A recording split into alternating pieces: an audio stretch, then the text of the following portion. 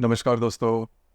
गुरु जो अब मेष राशि में भ्रमण कर रहा है दिनांक 2 मई 2024 के बाद वृषभ राशि में भ्रमण करेगा। तो उसका जो प्रभाव परिणाम है वो आने वाले संपूर्ण साल में आपके राशि पर मतलब कन्या राशि पर किस प्रकार से होने वाला है। उसी प्रकार मंगल जो ग्रह आपके राशि का नंबर 1 का शत्रु ग्रह माना जाता है वो आपके सप्तम भाव में भ्रमण करने जा रहा है संपूर्ण मई के महीने में। उसी प्रकार रवि और शुक्र जो ग्रह है वो आपके अष्टम भाव में भ्रमण कर रहे हैं, वो भाग्य भाव में भ्रमण करने जा रहे हैं। तो जो सभी ग्रह है उसके जो प्रभाव परिणाम है वो कन्या राशि पर किस प्रकार से होंगे, मई के महीना जो है वो आपके लिए किस प्रकार का होगा, सभी के बारे में डिटेल में चर्चा इस वीडियो में हम करने वाले हैं। तो सबसे पहले हम चर्चा करेंगे गुरु ग्रह के बारे में जो कि आपके अष्टम भाव में भ्रमण कर रहा था पिछले करीबन एक आध साल में। तो आपने देखा होगा कि आपके कई जो काम है वो पिछले करीबन एक आध साल से काफी ज्यादा पेंडिंग हो रहे थे। आपकी जो राशि है वो काफी ज्यादा चिकित्सक है, भौतिक जो रेशो है आपके राशि का वो भी काफी अच्छा माना जाता है, आपकी जो ग्रास्पिंग है वो काफी अच्छी मानी जाती है, जो भी आप काम करते हो वो काफी ज्यादा सोच समझ कर करते हो और आपकी जो राशि है वो काफी ज्यादा अलर्ट भी है। लेकिन यह जो सभी गुण होने के बावजूद भी आपने पिछले एक आध साल में देखा होगा जो बातें हैं वो जैसे आप चाहते हो उस प्रकार से नहीं हो रही है, काफी ज्यादा कॉम्प्लिकेशन उसमें आ रहे हैं, बातें जो है वो काफी पेंडिंग भी होते हुए नजर आ रहे थे, जो कॉन्फिडेंस था वो भी आपका थोड़ा कमजोर होता हुआ आपने देखा होगा। लेकिन अब ये जो गुरु है ये आपके भाग्य भाव में भ्रमण करने जा रहा है जो कि बहुत ही अच्छी बात है। तो भाग्य भाव का जो गुरु है वो आपके लिए बहुत ही ज्यादा शुभ फलदायी साबित होगा। पहले तो सबसे महत्वपूर्ण बात, आपको जो कॉन्फिडेंस है, आपकी जो एनर्जी है वो काफी बूस्ट होते हुए नजर आएगी, वो काफी अच्छे होते हुए नजर आएंगे। हालांकि यह जो संपूर्ण साल है मतलब करीबन 2 मई 2024 से लेकर 14 मई 2025 तक का जो समय है इसमें ये जो गुरु है वो आपके भाग्य भाव में भ्रमण करेगा संपूर्ण साल। तो ये जो संपूर्ण साल है उसमें आपका घूमना फिरना ज्यादा हो सकता है, महत्वपूर्ण काम भी आप हाथ में ले सकते हो, कमिटमेंट प्रोमिस वाली जो बातें हैं वो भी आप कर सकते हो और वो सक्सेसफुली पूरे होते हुए भी नजर आएंगे। उसी प्रकार आपके नए रिलेशनशिप हो सकते हैं और अगर आप शेयर मार्केट में ट्रेड करते हो तो कुछ अच्छे लाभ वगैरह भी मिल सकते हैं। तो ऐसी जो कई बातें हैं वो आप अनुभव कर सकते हो। सबसे इंपॉर्टेंट बात आपके राशि के लिए स्वास्थ्य, तो स्वास्थ्य के बारे में भी ये जो संपूर्ण साल है वो आपके लिए बहुत ही ज्यादा शुभ फलदायी साबित होगा।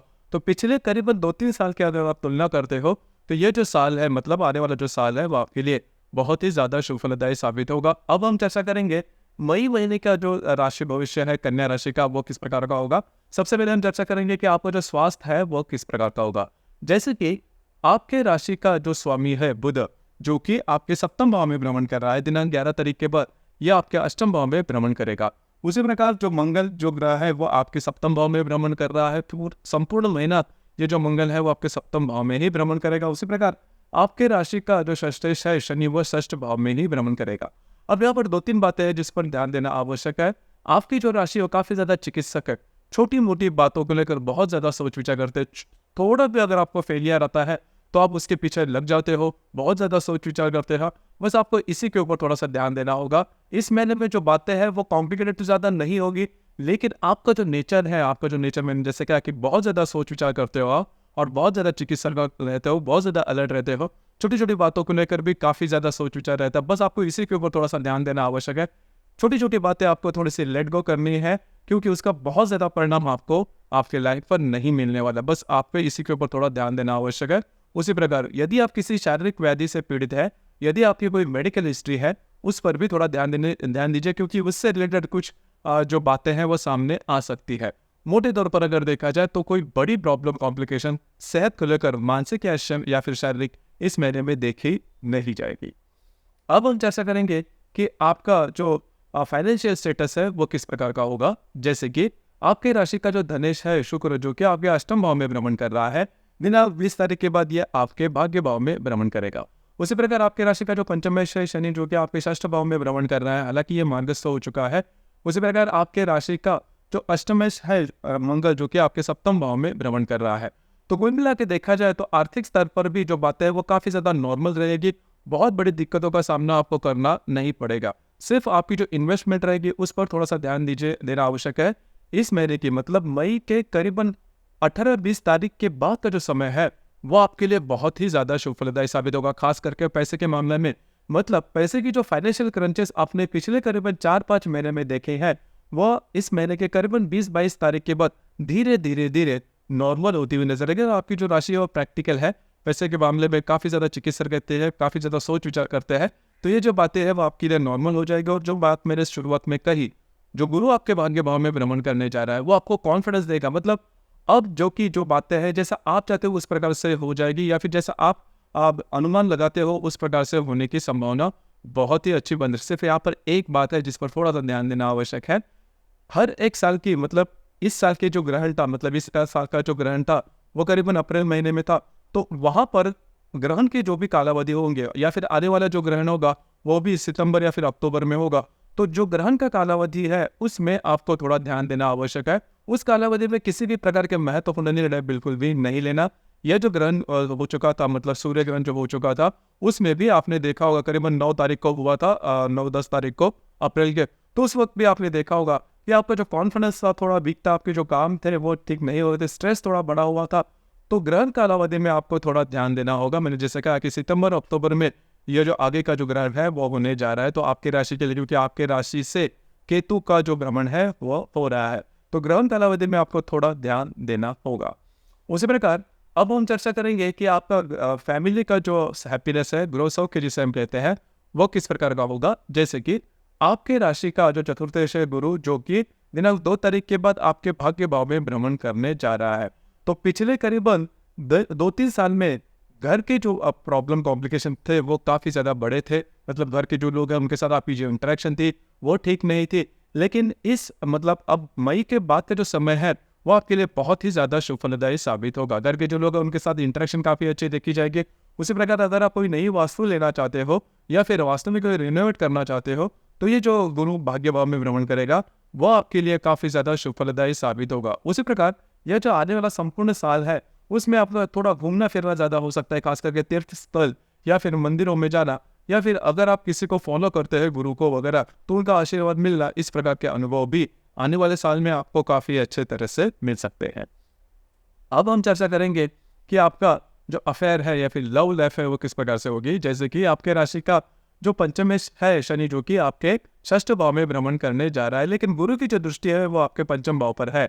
तो अगर आप किसी के रिलेशनशिप में हैं और वहां पर अगर बातें जो है वो काफ़ी ज़्यादा कॉम्प्लिकेटेड हो गई है, तो उसमें मई के महीने से काफ़ी ज़्यादा सुधार देखा जाएगा। उस प्रकार अगर आप नई रिलेशनशिप बनाना चाहते हो तो भी ये जो संपूर्ण महीना है या फिर आने वाला जो संपूर्ण साल है वो आपके लिए काफ़ी ज़्यादा शुभ फलदायी साबित होगा। सबसे महत्वपूर्ण बात, जो कपल या फिर जो जोड़े संतान सुख के बारे में सोच रहे हैं उनके लिए भी ये जो आने वाला साल है, मतलब मई से लेकर आने वाला जो साल है वो बहुत ही ज़्यादा शुभ फलदायी साबित होगा। उसी प्रकार जो गर्भवती महिला है उनके लिए भी ये जो मई का महीना है वो काफ़ी ज़्यादा शुभ फलदायी साबित होगा। सिर्फ एक बात है, ज़्यादा स्ट्रेस टेंशन नहीं लेना, छोटी छोटी बातों पर ज़्यादा सोच विचार नहीं करना।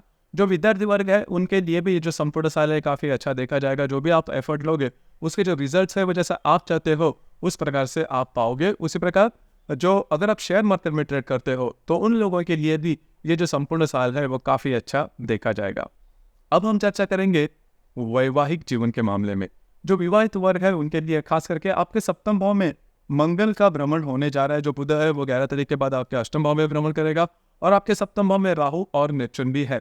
तो यहाँ पर जो बातें हैं वो थोड़ी सी अलग सी हो सकती है। खास करके आपकी जो वैवाहिक जोड़ीदार है वो आपके ऊपर हावी हो सकते हैं। वैवाहिक जोड़ीदार आप में छोटी मोटी बातों को लेकर तकरार हो सकती है।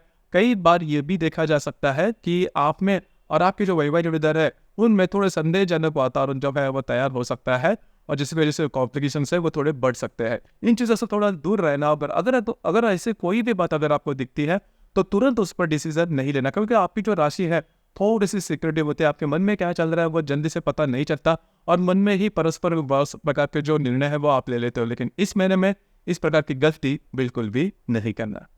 इसके बाद हम चर्चा करेंगे आपका जो करियर है उससे रिलेटेड। करियर के बारे में अगर कहा जाए तो आपके राशि का जो दशमेश या फिर कर्मेश बुध है जो कि आपके सप्तम भाव में भ्रमण कर रहा है दिनांक 11 तारीख के बाद, ये जो बुध है वो आपके अष्टम भाव में भ्रमण करेगा। तो यहाँ पर जो भी आपका कार्य क्षेत्र है उससे रिलेटेड किसी भी प्रकार के महत्वपूर्ण निर्णय छोटे हो या बड़े बिल्कुल भी नहीं लेना। आपके जो अंदाज है वो चूक सकते हैं। तो जैसी गाड़ी चल रही है उसी प्रकार से चलते रह देना, क्योंकि जो गुरु है वो धीरे धीरे आपकी जो मानसिकता है वो काफ़ी ज़्यादा सकारात्मक बनाएगा। ऐसा नहीं है कि 2 तारीख के बाद पूरी के गुरु जैसे आपके भाग्य भाव में भ्रमण करेगा तो पूरा जो सिनारियो है, पूरा जो सीन है वो आपके लिए बदल जाएगा, ऐसा नहीं। क्योंकि वहाँ पर गुरु जो है वो करीबन 1 साल तक रुकने वाला है। जो मैंने बात की कि आपके राशि से जो केतु का जो भ्रमण है वो हो रहा है, तो जब भी ग्रहण वगैरह होंगे तब थोड़ा ध्यान देना आवश्यक है। अब हम चर्चा करेंगे ग्रह योग के बारे में कि ग्रह योग के जो परिणाम है वो आपके लिए किस प्रकार से मिल सकते हैं। जैसे कि दिनांक 13 तारीख को रवि और हर्षल की युति होने जा रही है आपके अष्टम भाव में। अब यहाँ पर आपको स्वयं के स्वास्थ्य के बारे में ध्यान देना आवश्यक है। उसी प्रकार किसी भी प्रकार के महत्वपूर्ण निर्णय इन दिनों में बिल्कुल भी नहीं लेना। किसी को कोई कमिटमेंट प्रोमिस वाली बातें बिल्कुल भी नहीं करना। उसी प्रकार दिनांक 18 तारीख को रवि और गुरु की युति होने जा रही है आपके भाग्य भाव में। उसी प्रकार शुक्र और हर्षल की युति भी आपके अष्टम भाव में होने जा रही है।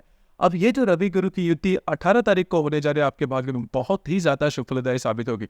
अगर आपके मन में किसी भी प्रकार के कोई एक्सपेक्टेशन में कोई इच्छा है तो उससे रिलेटेड कुछ बेटर हैपनिंग हो सकती है। अगर आपको शादी के बारे में सोच रहे हैं, जॉब के बारे में सोच रहे हैं, या फिर कोई अन्य आपके मन में वो कोई विचार है, तो उससे रिलेटेड कुछ अच्छी बातें आपके सामने आ सकती है। आपका जो कॉन्फिडेंस है वो काफी अच्छा देखा जा सकता है। हालांकि इन दिनों में आपका घूमना फिरना थोड़ा हो सकता है, लेकिन जो बातें हैं जैसे आप चाहते हो उस प्रकार से होने की संभावना बहुत ही अच्छी बन रही है। उसी प्रकार शुक्र और हर्षल की युति भी आपके अष्टम भाव में होने जा रहे हैं। तो अगर आप किसी के रिलेशनशिप में है तो वहां पर छोटी मोटी बातों को लेकर तकरार हो सकते हैं। खास करके इन दिनों में अगर आप शेयर मार्केट में ट्रेड करते हो तो बड़े रिस्क बिल्कुल भी नहीं लेना। इसी प्रकार दिनांक 20 तारीख को मंगल और राहु की युति आपके सप्तम भाव में होने जा रहे हैं। अब ये जो योग है वो थोड़ा महत्वपूर्ण है। मतलब जो संपूर्ण मई का महीना है इसमें सबसे ज्यादा ये जो योग है वो थोड़ा सा अशुभ फलदायी है। खास करके आपको अगर आप विवाहित हो तो आपकी जो वैवाहिक जोड़ीदार है उनके साथ छोटी मोटी बातों को लेकर तकरार हो सकती है। ये जो तकरार है वो काफी बढ़ सकती है। उसी प्रकार अगर आप पार्टनरशिप के बिजनेस में है तो ये वहां पर भी आपको बहुत ही ज्यादा चौकस रहना होगा। मतलब छोटी मोटी बातों को लेकर चीटिंग होना आपके साथ या फिर फंसाया जाना, इस प्रकार के जो अनुभव है वो आपके साथ होने की संभावना बहुत ही ज्यादा बन रही है। आपको स्वयं के स्वास्थ्य के बारे में भी ध्यान देना आवश्यक होगा। इसी प्रकार दिनांक 31 तारीख को बुध और हर्षल की युति भी होने जा रही है आपके अष्टम भाव में। तो यहाँ पर आपको फिर से स्वयं के स्वास्थ्य के बारे में ध्यान देना होगा। खास करके किसी भी प्रकार के बड़े निर्णय बिल्कुल भी नहीं लेना जिस वजह से आपकी जीवन की दिशा ही बदल जाए। इन दिनों में मतलब 31 तारीख के इर्द गिर्द आपकी जो मानसिकता है वो स्थिर नहीं रहेगी। बस आपको इसी के ऊपर थोड़ा सा ध्यान देना आवश्यक होगा। तो संपूर्ण महीने में अगर कहा जाए तो ये जो महीना है पिछले करीबन 3-4 महीने की अगर आप तुलना करते हो तो काफी अच्छा रहेगा। खास करके गुरु का जो राशि परिवर्तन होने जा रहा है वो आपके लिए बहुत ही ज्यादा शुभफलदायी साबित होगा। हालांकि जो भी आपका कार्य क्षेत्र है उससे रिलेटेड भी कुछ अच्छी बातें सामने आ सकती है। अब हम चर्चा करेंगे अमावस और पूर्णिमा के बारे में। जैसे कि दिनांक 8 तारीख को जो अमावस है वो होने जा रही है आपके अष्टम भाव में। आपको बहुत ज्यादा ध्यान देना होगा क्योंकि अष्टम भाव की जो अमावस है वो थोड़ी सी स्वास्थ्य के बारे में डेंजरस होती है। स्वास्थ्य रिलेटेड जो प्रॉब्लम है वो काफी ज्यादा आ सकते हैं। किसी भी प्रकार के जो निर्णय है वो आपके मतलब आप गलत ले सकते हो। उसी प्रकार जो पूर्णिमा है जो कि दिनांक 23 तारीख को होने जा रही है, बुद्ध पूर्णिमा हम जिसे कहते हैं, तो पूर्णिमा और अमावस दोनों के मामले में अगर देखा जाए तो थोड़ा सा ध्यान दीजिए। किसी भी प्रकार के महत्वपूर्ण निर्णय बिल्कुल भी नहीं लेना या फिर किसी को कोई कमिटमेंट करनी है, विवादों में भी नहीं जाना। इसी प्रकार इस महीने की जो 10 तारीख है वो काफी खास स्पेशल है क्योंकि 10 तारीख को अक्षय तृतीया का मुहूर्त है। मतलब साल के जो 3.5 मुहूर्त सबसे शुभ फलदायी माने जाते हैं, इसमें सबसे महत्वपूर्ण है अक्षय तृतीया का मुहूर्त। इस मुहूर्त में आप जो खरीदारी है मूल्यवान चीजों की आप खरीदारी कर सकते हैं, जैसे कि सोने है, चांदी है या फिर हीरे माणिक, तो उसकी खरीदारी कर सकते हो। महत्वपूर्ण इन्वेस्टमेंट भी कर सकते हो। यहाँ पर इन्वेस्टमेंट या फिर इन दिनों में इन्वेस्टमेंट करने की यही खासियत होती है कि जो भी आप इन्वेस्टमेंट करते हो या फिर जो भी आप खरीदी करते हो उसका पूरी तरह से उपभोग लेते हो। कई दफा आपने देखा होगा कि आप इन्वेस्टमेंट तो करते हो लेकिन वो जो चीज़ होती है उसके उपभोग नहीं ले पाते। तो यह बात इसमें काफ़ी खासियत देखी जा सकती है। उसी प्रकार जो भी आप इन्वेस्ट करोगे इस दिन में तो उसके जो आउटपुट रहेंगे वो काफ़ी अच्छे आप देखते रहोगे या फिर काफ़ी अच्छी जो बातें हैं वो देखी जा सकती है, इसके बारे में अनुभव लिए जा सकते हैं। अब यहाँ पर एक मैं टिप आपको देना चाहूँगा जिस पर आप अमल कर सको तो करें, क्योंकि इसका अनुभव आप ले सकते हो।